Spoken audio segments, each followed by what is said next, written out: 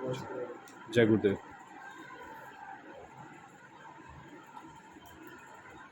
बंधुओं,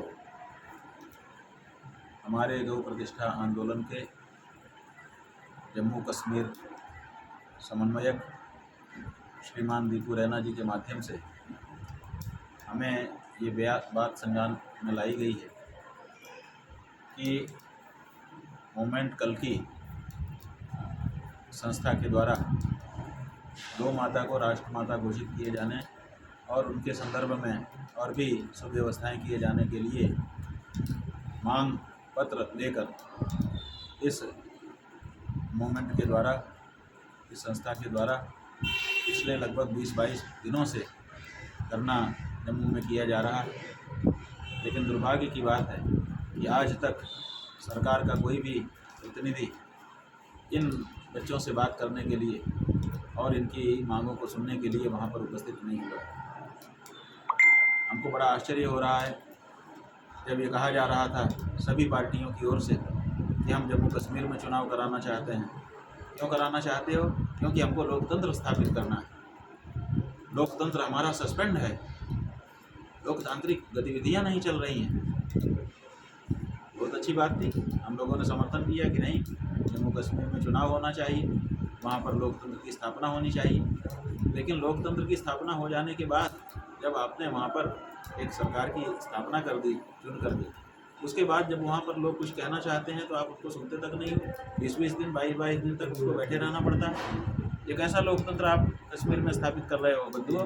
चाहे किसी पार्टी के हो, तो हर पार्टी के जो वहाँ पर नेता हैं उनको हम कहना चाहते हैं, जो सरकार के पक्ष के नेता हैं, जो चुने गए हैं उनको कहना चाहते हैं, जो नहीं चुने गए हैं उनको कहना चाहते हैं, जो विपक्ष में चुने गए हैं नेता उनको कहना चाहते हैं कि कम से कम एक बार उस स्थान पर जाकर के अगर आप उनके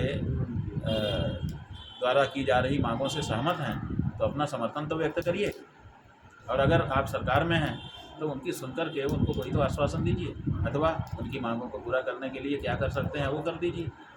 लेकिन इस तरह से अनदेखी करना ये निश्चित रूप से लोकतांत्रिक प्रक्रिया नहीं है। और अगर हमारे इस वीडियो के देखने के बाद वहाँ की सरकार का कोई नुमाइंदा, कोई प्रतिनिधि इन बच्चों के पास जाकर के इनकी मांग को सुनता नहीं है और जो आवश्यक कार्यवाही है वो नहीं करता है, तो हम समझेंगे कि ये जो चुनाव वहाँ पर हुआ है ये केवल दिखावा है, ये वास्तविक लोकतंत्र नहीं है। पहले दूसरे ढंग से वहाँ पर लोकतंत्र को सस्पेंड किया गया था और अब दूसरे ढंग से लोकतंत्र को लोगों ने, जो सक्षम लोग हैं, उन्होंने अपने हाथ में लिया है। जनता की कोई सुनवाई नहीं। तो ये हम चाहेंगे कि वहाँ की सरकार और वहाँ के जो भी लोग हैं, विपक्ष के नेता भी हैं, वो भी उस जगह पर तो जा सकते हैं और इस मांग को समर्थन तो अपना दे ही सकते हैं। उनके जाने से भी वहाँ पर बात आगे बढ़ेगी कि चलो कोई तो आया।